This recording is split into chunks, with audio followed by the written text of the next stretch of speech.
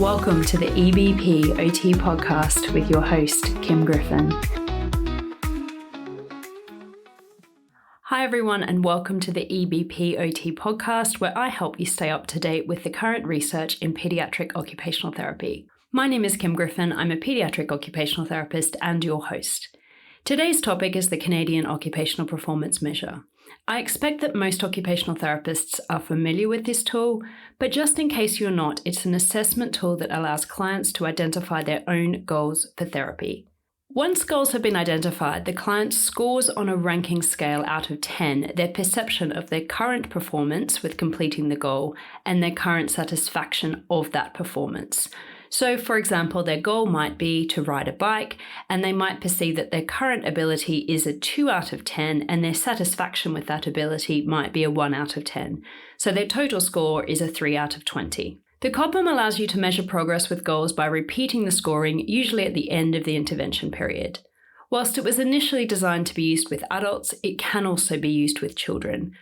Quite often as paediatric occupational therapists, we might be using it with parents or teachers to set goals for their children, but we can also use it with the children themselves.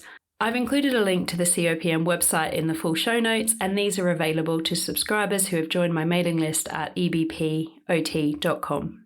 The reason I wanted to review these articles early on in the podcast is because many of the research studies that I will be reviewing use the COPM as an outcome measure. There is a long-held belief that a change of 2 points in the client's post-intervention scoring is clinically significant. The articles that I'm reviewing today question this belief.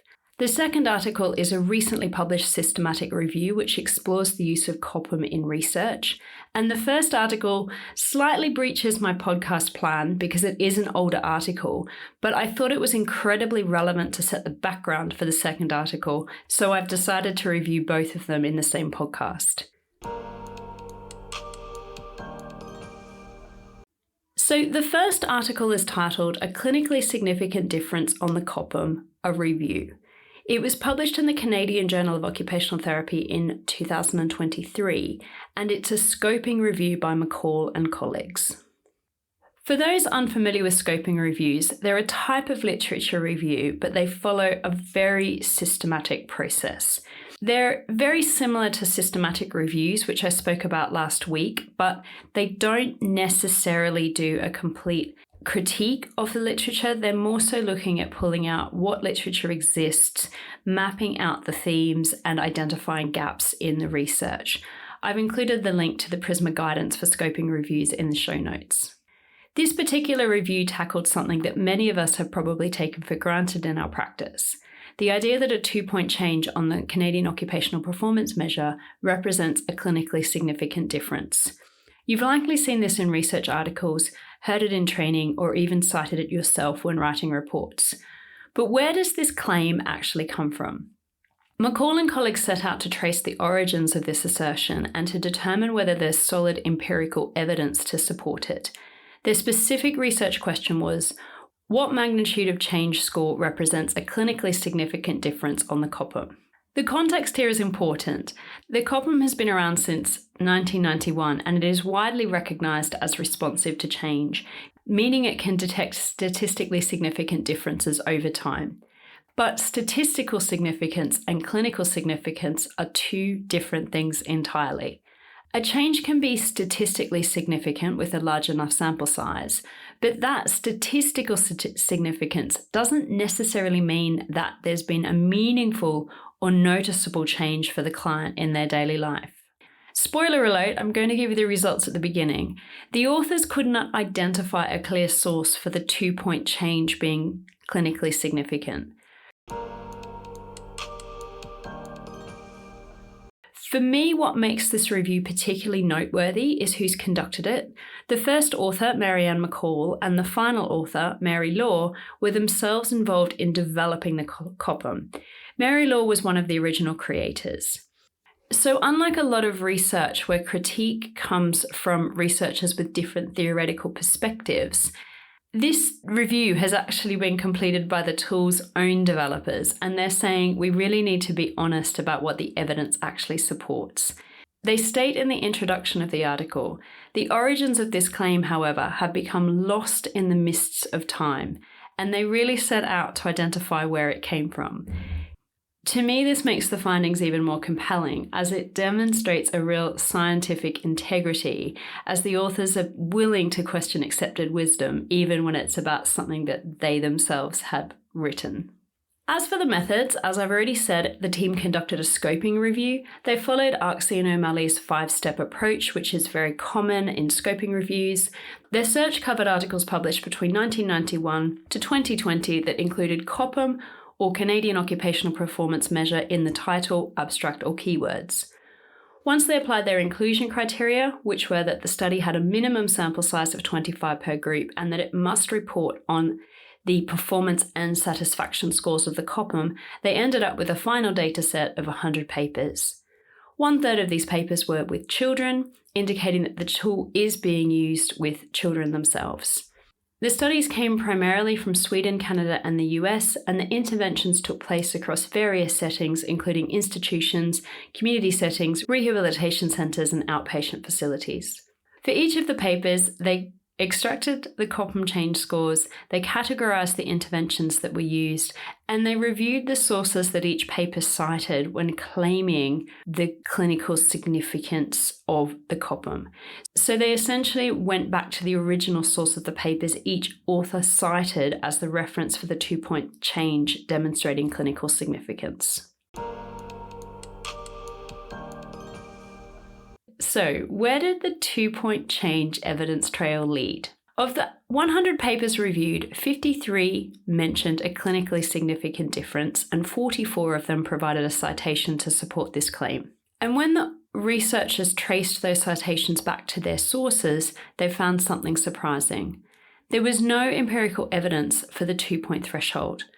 One of the papers even cited an article that didn't even use the COPM as their source for evidencing the 2-point change.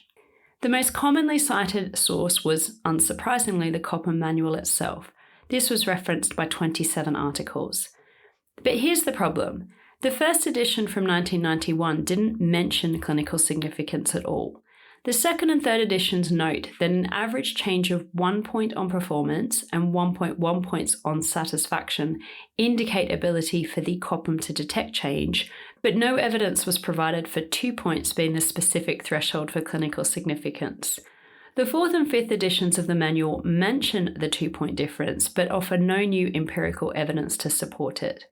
The other articles referenced by the papers also did not specifically mention the 2-point change. So the authors concluded that whilst the 2-point threshold has been widely repeated and accepted, there's actually no research underpinning it. It's worth considering here the difference between clinical and statistical significance. I think a lot of research looks at statistical significance and maybe doesn't consider whether the results actually make a clinical difference for the individuals. For example, I was at some training on handwriting a while ago where the researchers presented this fantastic study on the difference between writing and typing on exam results. They could statistically show that the typing group had higher overall scores, but they couldn't actually say what this meant to their overall grade. So whilst it was statistically showing there was a difference between the groups, they couldn't say whether the group with the higher scores went on to pass their exam or to get a higher grade, or if they achieved a higher score but they still failed the exam. And I think this is a nice example of where we can show statistical significance, so the change in result didn't occur by chance, but not necessarily clinical significance, so whether the result actually made a difference to our client day to day. Another interesting finding within the review is that the different types of interventions produced very different COPM change scores. These ranged from a mean of 1.69 to 4.9 for performance and 2.01 to 4.6 for satisfaction, depending on the intervention type. The change across all 100 studies was, the average change across all 100 studies was 2.7 for performance and 3.1 for satisfaction. The categories of task adaptation and support provision had the highest change in mean performance scores, and the intervention category that had the lowest change were interventions that focused on skill development. Finally, 2 papers tried to determine what constitutes a clinically significant change empirically. One found that clients perceived improvements with a 0.9 change in performance and a 1.9 change in satisfaction, so lower than the 2-point threshold. Another paper found the opposite. In this one, the clients reported a minimally important change with 3 points or more on performance and 3.2 for satisfaction, so higher than the accepted threshold. Usually I would conclude each article with a practical application, but what I want to do today is present the second article first, and then we'll discuss the practical implications stemming from both articles at the same time. Remember, if you'd like to receive the links to the articles and the show notes, you can join the EBPOT mailing list at ebpot.com. And I know every podcaster asks you to leave a rating and a review, but it really does help the podcast to be picked up in the platforms. So if you have enjoyed the show, please do leave a review and a rating in the podcast app that you use.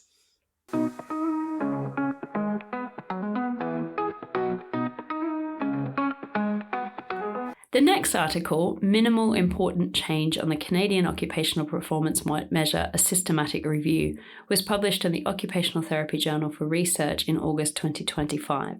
This is a systematic review by Yoon and colleagues, and you'll understand from the title immediately why it reminded me of the first paper I presented, and I think that reviewing them side by side gives you a really good overview of the issue. So the method used in this approach was a systematic review. I covered these last week, but for those that didn't listen, systematic reviews are a rigorous structured review of the literature that adheres to established PRISMA guidance. Again, I'll include the link to PRISMA in the show notes at ebpot.com. Unlike scoping reviews that map the landscape of research, systematic reviews aim to answer very specific questions by synthesizing all available evidence. This review tackled the same issue that McCall and colleagues highlighted in their 2023 scoping review, the lack of empirical evidence for the widely accepted 2-point clinical significant threshold on the COPM.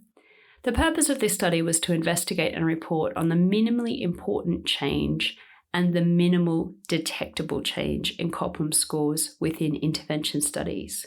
So, understanding the distinction between the minimally important change and the minimal detectable change is crucial here. The minimally important change represents the smallest change that clients perceive as a meaningful improvement.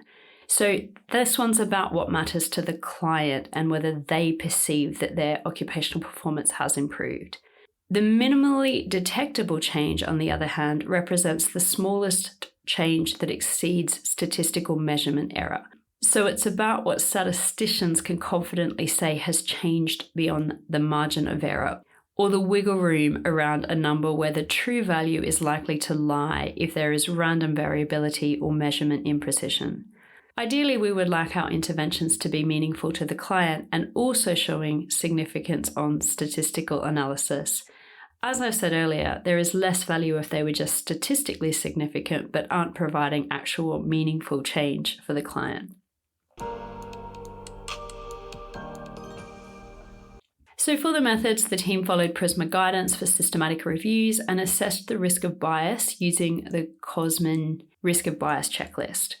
They ran the search on the 23rd of May 2023, but it was unclear how far back their search went as this was not specifically stated. So the articles included are up till May 2023. They were very specific about ensuring papers reported methodologies for calculating the minimally important clinical change and the minimally detected change. And from an initial pool of 229 studies, after screening and full text review, only 5 papers met their strict inclusion criteria. 4 of the studies calculated the minimally important change values and 1 calculated the minimally detectable change values. The first 4 were with adults, and it was unclear if the 5th included children, but the mean age was 47.3 years. The 5 studies included diverse populations, both inpatients and outpatients with various conditions, community-dwelling adults, people with ankylosing spondylitis, and subacute rehabilitation patients. Ages ranged broadly, and reassessment periods varied from 2 weeks to 3 months post-intervention. The Cosman checklist revealed while studies generally did well at comparing the COPM with other outcome measures, They had weaknesses including inadequate description of interventions in details, not analysing the subgroups by important characteristics like disease types, and that they didn't provide sufficient detail about the hypothesis they were testing regarding before and after comparisons. So what were the results? For the minimally important change, studies produced a striking range of values. For performance scores, the minimally important change varied from 0.02 to 3.2 points. And for satisfaction scores, it ranged from 1.45 to 3.2 points. The variability was related to the different client populations, the different reassessment periods, if you remember that was between 2 weeks and 3 months, and the calculation methods. There was only one paper that examined the minimal detectable change. For in-person interviews, they found a minimally detectable change value of 1.47 points for performance and 1.8 for satisfaction. Interestingly, when the COPM was administered by a telephone or mail, performance and satisfaction scores increased. I haven't gone back to review the study that was providing these results, but it's worth checking out if you are using the COPM day-to-day in your research to unpick why the researchers thought this might be. So, in conclusion, the authors of this systematic review identified that a change of 1 point or less likely falls within the measurement error, so it's not necessarily a real change, just the imprecision inherent in any measurement tool. And a change of 2 to 4 points, depending on your specific client population, represents meaningful change that clients themselves would recognise as important. So, what are the practical takeaways? The first essential takeaway is the 2-point change on the COPM being clinically significant is akin to folklore. It is opinion-based rather than validated by research. As such, you cannot automatically assume that a 2-point change means you've achieved something clinically meaningful. These findings indicate that score changes are more nuanced than the simple 2-point rule, and you cannot simply apply a universal threshold. Firstly, the reassessment period matters. And this makes sense because if you have a client who is making slower progress and a client who is making quicker progress and you assess them at the same time period, you're likely going to get different scores. And secondly, there's a variance depending on the intervention type and the population. So you can use the articles that have been reviewed to inform your decision making related to specific interventions or the clinical populations you were working with. Next, as clinicians, rather than seeing a 2-point change as the indicator that the goal has been achieved, we could validate clinical significance through a conversation with our clients. We can ask them directly questions like, does this feel like a meaningful change? Or is your child now doing things that matter to him or her that they could not do before, to help know if the interventions that you have done have made a meaningful impact for the family. And also when writing reports or discussing outcomes, we might need to be a bit more cautious about claiming clinically significance based solely on the scores. It's more accurate to say something like Sam's COPM performance score improved by 2.5 points and his mum reports that he can now independently pack his school bag each morning, which was one of his priority goals. For researchers, the take-home message is clear. We need to distinguish between statistical significance and clinical significance, and we can't rely on a one-size-fits-all threshold. Different populations, different occupational performance problems, and different intervention approaches may require different levels of change to be considered clinically meaningful. I know that's a bit of a heavy message for many of us that probably learnt in university that a 2-point change is the target.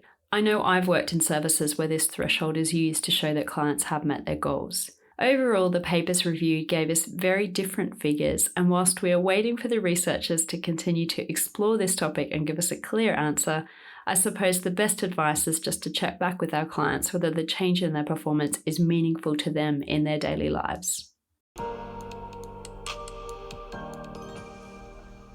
Thanks for listening today and being one of my first listeners. If you are listening, please let me know by subscribing to the podcast in your podcast app, and it's also a huge help if you leave a review if you are listening on Spotify or Apple Podcasts. You can also receive notifications of new episodes and the links to the show notes straight to your inbox by joining my mailing list at ebpot.com. The link is directly in the show notes for the show on your podcasting app. The website also includes information on the live, obviously online journal clubs. The next one will be on the 27th of January 2026, and I'd love to see you there. The next one after that will be in April. I'll be back next fortnight. I'll be discussing 2 articles which have used occupational performance coaching with families. Both are research that was conducted in the UK. Don't forget to share the podcast with another paediatric OT who you know wants to stay up to date with the latest publications but struggles to find the time.